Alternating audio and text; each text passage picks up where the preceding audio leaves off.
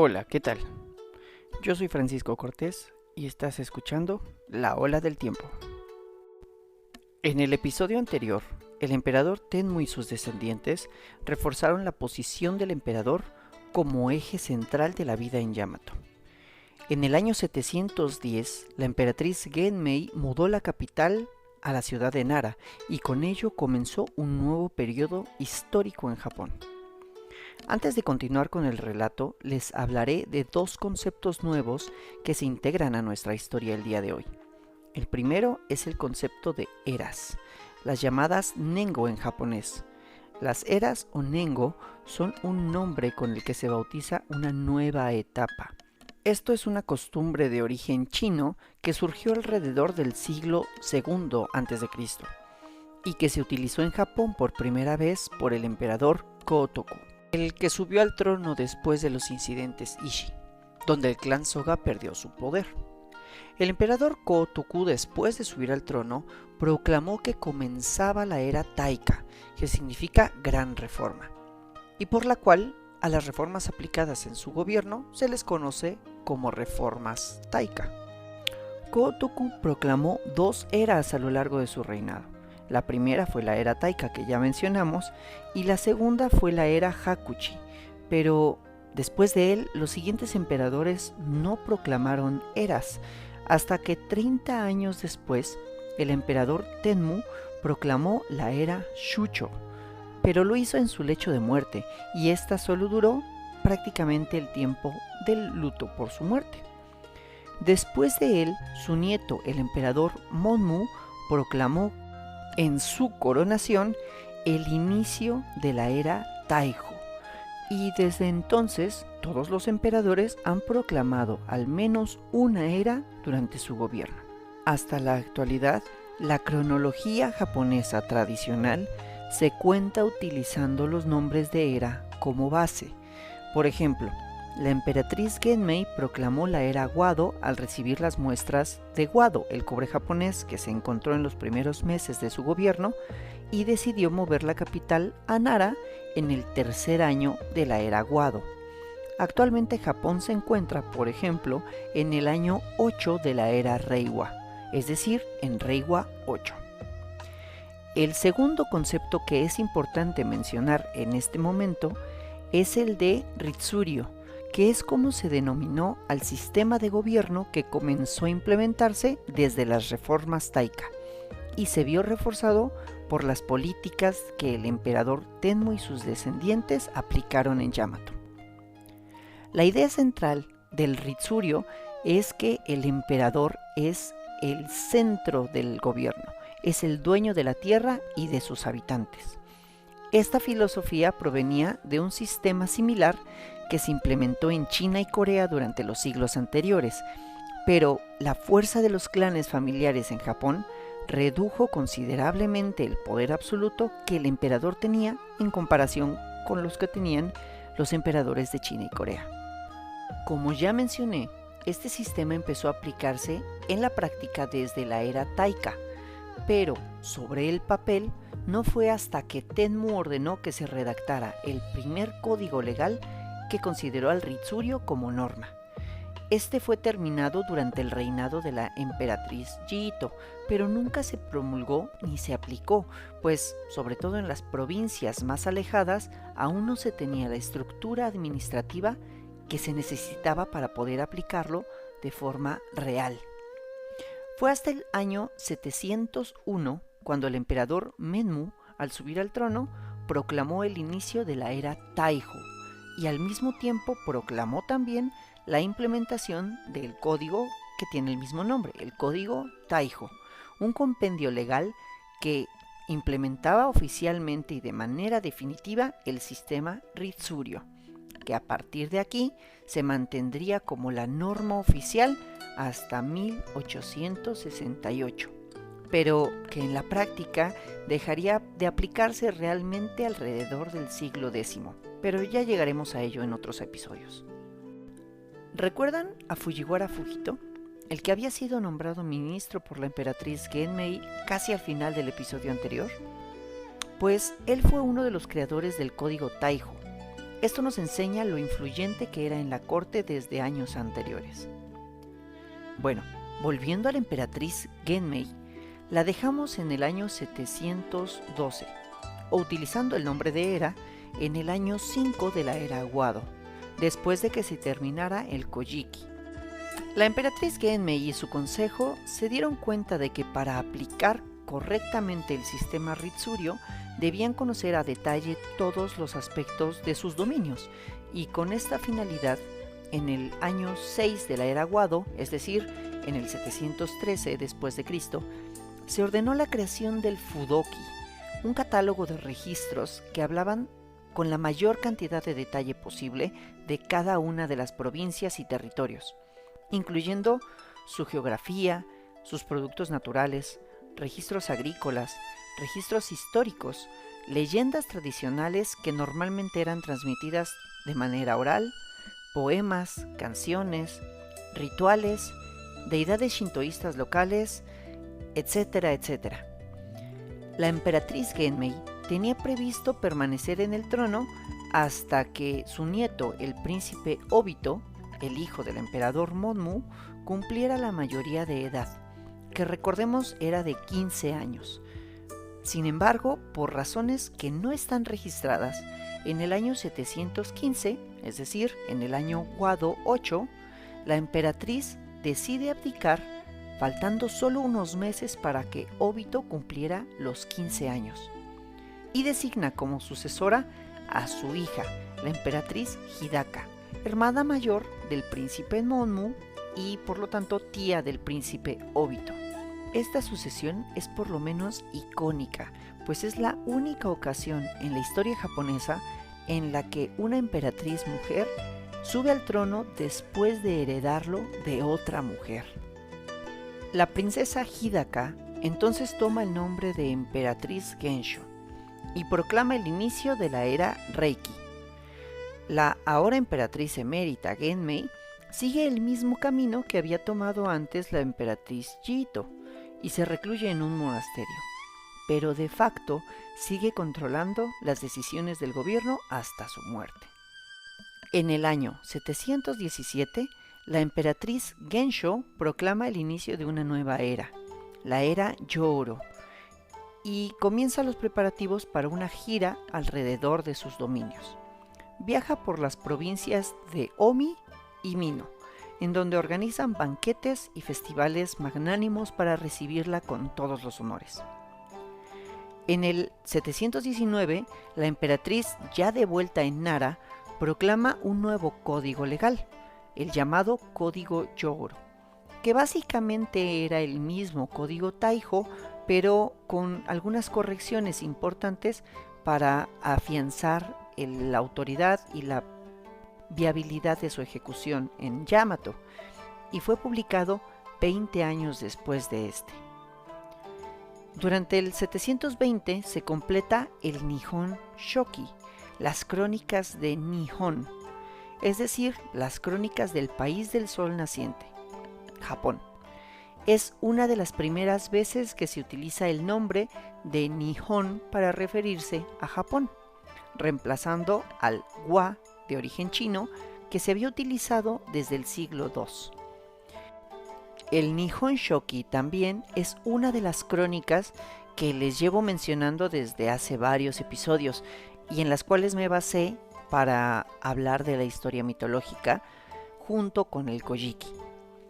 También en el año 720 muere Fujiwara Fujito, el cual había sido de los principales consejeros desde el gobierno de la emperatriz Jito y al cual la emperatriz Genmei había nombrado ministro, cargo en el que permaneció hasta su muerte, después de lo cual su posición y poder en la corte fue tomado por el príncipe Nagaya, un nieto del emperador Tenmu, que, aunque ya alejado de la línea de sucesión, se había convertido en una figura importante en la corte y tenía también una importante rivalidad con todo el clan Fujiwara. Es importante resaltar en este punto que Fujiwara Fujito era abuelo del príncipe heredero Obito, pues una de sus hijas había sido esposa del emperador Monmu y era la madre del príncipe. En el año 721 muere la emperatriz emérita Genmei, con lo que ahora el poder quedó solo en manos de la emperatriz Gensho y su ministro, el príncipe Nagaya. La emperatriz Gensho nunca se casó ni tuvo hijos, por lo que durante todo su reinado el heredero fue su sobrino, el príncipe Obito, y en el 724 toma la decisión de abdicar en favor de este, siguiendo el mismo camino que las emperatrices eméritas anteriores. Se recluyó en un monasterio, pero siguió ejerciendo el control en las decisiones de gobierno. El príncipe Obito ascendió al trono entonces con el nombre de emperador Shomu y proclamó el inicio de la era Jinki. El emperador Shomu cosechó el fruto de los grandes cambios que comenzaron con las reformas Taika y que se afianzaron con Tenmu, Jito, Monmu, Genmei y Gensho, pues heredó un estado fuerte, centralizado, estable y milagrosamente, según lo que hemos visto en este podcast, pacífico, al menos por un tiempo. Sin embargo, las intrigas en la corte nunca se detienen, y los hijos de Fujiwara, Fujito, conspiraron contra el príncipe Nagaya, el ministro que había heredado la posición de su padre. Ok, nuevamente nos hace falta un poco de contexto. Fujiwara Fujito, como ya vimos, fue sumamente influyente en la corte desde el reinado de la emperatriz Jito hasta su muerte en el reinado de la emperatriz Genmei. Había tenido 8 hijos, 4 varones y 4 mujeres. Los 4 hijos varones de Fujito fueron Muchimaro, Fusaki, Umakai y Maro. Cada uno de ellos fundó una rama cadete del clan Fujiwara. Muchimaro fundó la rama del sur, los Nankei. Fusasaki fundó la rama del norte, los Hoke. Umakai fundó la rama de los ceremoniales, los Shikike. Y Maro fundó la rama de la capital, los Kyoke. Cada una de estas ramas cadetes tendrá su momento de relevancia en la historia de Japón en algún momento de los siguientes siglos, pero por ahora los 4 hermanos ocupaban 4 de los rangos más altos en la corte imperial. Solo como dato curioso, sus descendientes siguieron siendo importantes hasta el siglo XX, pues existía la tradición de que los emperadores o herederos se casaran solamente con descendientes del clan Fujiwara, hasta que el emperador Hirohito rompió con esta tradición al casarse en 1924 con la princesa Nagako, que no pertenecía a los Fujiwara. Una de las 4 hijas de Fujiwara Fujito se casó con el emperador Monmu y era madre del ahora emperador Shomu. Otra más se casó justamente con el emperador Shomu, cuando éste aún era el príncipe heredero en el año 716. Su nombre era Komio. En el 718, la emperatriz Komio dio a luz a su primera hija, la princesa Abe. Y en el 727, ya siendo emperadores, nació un varón, el cual fue rápidamente nombrado como heredero. Pero murió a los pocos meses de nacido. Y esto desencadenó la conspiración que mencionamos antes, de los hermanos Fujiwara contra el príncipe Nagaya, pues estos lo acusaron de haber causado la muerte del heredero recurriendo a magia negra. Lamentablemente, otra vez, no tenemos detalles de cómo fue que sucedió esto, pero la conspiración finalmente triunfó y el príncipe Nagaya fue encontrado culpable del crimen del cual lo habían acusado. Se le condenó a muerte y fue obligado a suicidarse junto con todo su linaje, después de lo cual, en el año 729, se declara el inicio de una nueva era, la era Tenpyō. Esta situación dejó de manifiesto la influencia de los Fujiwara en Yamato, pero también es la semilla de la cual brotaron una infinidad de leyendas que han resonado hasta épocas recientes. Pues después de la muerte del príncipe Nagaya, se dijo que éste lanzó una maldición y producto de esa maldición, una peste se liberó sobre Yamato. En el año 735 comenzó una epidemia de viruela en Kyushu, pero rápidamente llegó a Honshu y se estima que mató alrededor del 30% de la población adulta de la época, incluyendo a los 4 hijos de Fujiwara Fujito, los cuales habían acusado al príncipe Nagaya. El emperador Shomu enfermó, pero logró recuperar la salud y sobrevivió a este trance. ¿Por qué mencioné que esto también resonó hasta nuestros días? Resulta que en 1988, una empresa muy exitosa llamada Sogo, que se dedicaba a los centros comerciales y artículos del hogar desde 1830, empezó a construir un nuevo complejo comercial en la ciudad de Nara.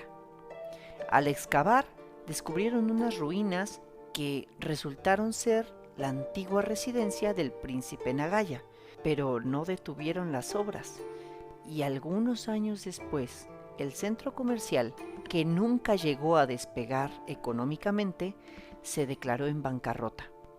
Y junto con él, toda la empresa, que había llegado a ser una de las empresas comerciales más exitosas de Japón en años anteriores, también fue declarada en quiebra. Aunque Sogo sigue existiendo hasta la actualidad, ahora lo hace como una filial de otras empresas más grandes, pues fue fragmentada, vendida y comprada por empresas mayores que mantuvieron el nombre en frente de la gente, pero los empresarios de la familia Sogo originaria ya no existen. Se supone que esta debacle comercial fue producto de la maldición del príncipe Nagaya. Quiero aclarar que no pude corroborar la información de esta leyenda, salvo en sitios de interés paranormal, pero se me hizo muy interesante mencionarlo. Volviendo a la antigüedad, después de la epidemia, nuevas intrigas surgieron en la corte Yamato, pues murieron un total de 10 funcionarios de alto rango, que como ya dije, incluyeron a los 4 hijos de Fujiwara Fujito. Y esto dejó un vacío de poder importante con posiciones muy deseadas en el consejo. Pronto comenzaron a hacerse los nombramientos de aquellos elegidos para ocupar estos puestos.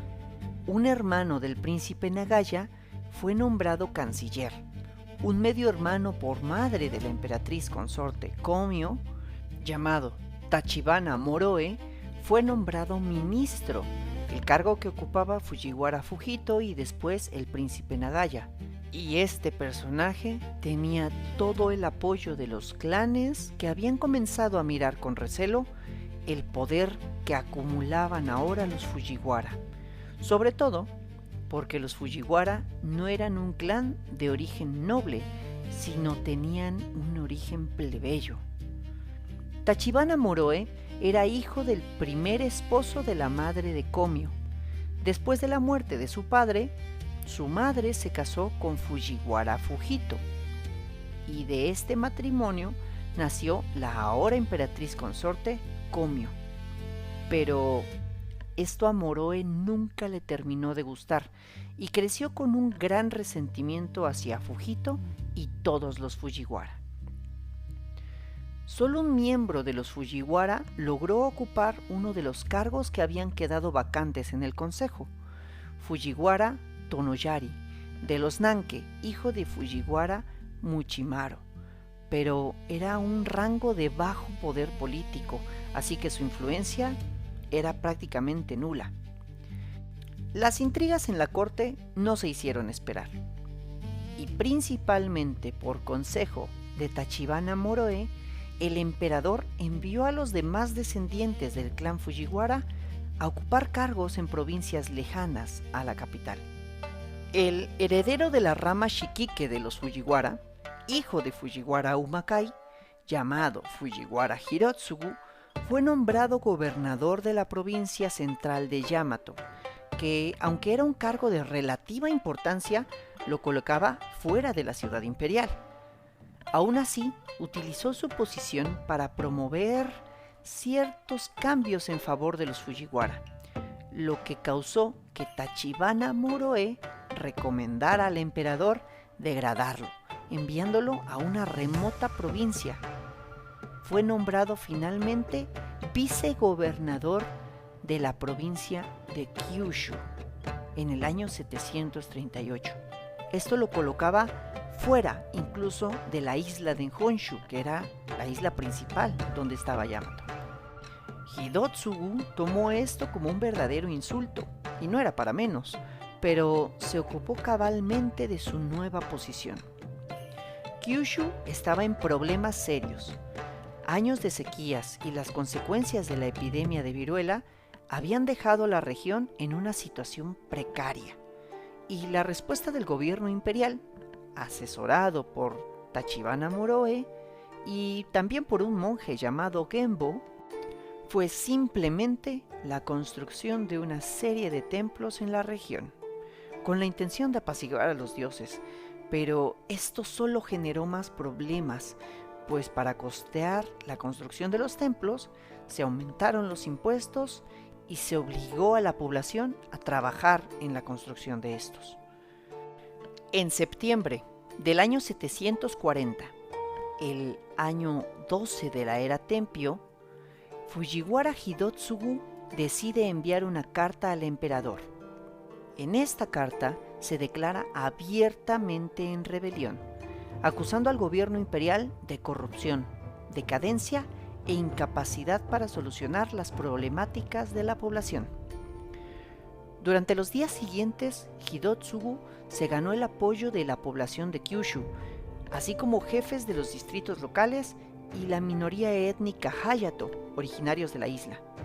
Pronto logró reunir un ejército de entre 10 y 15,000 hombres, con los cuales tomó los puertos que conectaban a la isla con Yamato, y con esto intentó cerrar la isla a la influencia imperial. También envió emisarios a Silla, buscando el apoyo del reino coreano en su lucha. El emperador Shomu organizó una fuerza para reprimir a la rebelión de aproximadamente 17,000 hombres. Los puso al mando de Ono Azumabito, y a este se le ordenó rezar a Hachiman, que era el kami de la guerra. Ya hablaremos de él en otro episodio. Las fuerzas leales al emperador lograron mantener un par de fortificaciones en la provincia de Miyako, al norte de Kyushu. Estas fortificaciones no pudieron ser tomadas por Hidatsugu por una mala coordinación con sus subordinados, pues había fragmentado sus fuerzas queriendo abarcar más regiones a la vez para reclutar a más gente para su ejército. Este error le costó muy caro a Hidatsugu, pues el ejército leal, al mando de Azumabito, logró desembarcar en Miyako a finales de octubre, y desde ahí comenzó a distribuir un decreto imperial entre la población, en la cual se desacreditaba a Hidotsugu y se ofrecían recompensas por su cabeza o apoyo para derrotarlo. Esto generó una ola de deserciones y traiciones en el ejército de Hidotsugu, lo cual mermó sus tropas sin siquiera haber presentado una batalla. Finalmente, el 2 de noviembre, tuvo lugar la batalla decisiva. El ejército de Hidotsugu ya solo tenía poco menos de 10,000 hombres para este punto, aunque en su mayoría eran jinetes, mientras que el ejército imperial estaba formado por casi 20,000 elementos. Hidotsugu había sido acorralado por el ejército imperial y se vio obligado a intentar cruzar el río Itabitsu en una batalla que no le favorecía en nada. Rápidamente esto volvió un caos a sus fuerzas, pues estaban débilmente lideradas y poco entrenadas. La gran mayoría eran solamente campesinos y personas reclutadas de la población local. Él logró escapar. Se embarcó intentando navegar hacia el exilio en Silla, pero lamentablemente una tormenta se cruzó en su camino. Lo obligó a detenerse en las islas Goto, que estaban bajo control imperial, en donde las fuerzas gubernamentales lo capturaron el 16 de noviembre. Una semana después, el 24 de noviembre, fue decapitado por un general local, sin permiso expreso de la corte. Su derrota y posterior ejecución fue un duro golpe para todo el clan Fujiwara y para la isla de Kyushu. Las represiones y la brutalidad que se vivió después de esta rebelión fue lamentablemente grande y marcó a la población por años. Pero ese ya será tema para el siguiente episodio. Por el día de hoy nos quedaremos hasta aquí. La semana entrante exploraremos las consecuencias de la rebelión de Hidotsugu, así como los cambios que se produjeron en la corte después de este incidente. Les agradezco mucho su atención. Si les gustó este contenido, no olviden seguirme aquí y en el Instagram @laoladeltiempo. Les deseo una buena mañana, tarde o noche, sea cual sea la hora en la que me están escuchando. Les recuerdo que agradeceré mucho sus comentarios y mensajes para mejorar mi contenido. Regreso la semana entrante con nuevas luchas cortesanas. Hasta luego.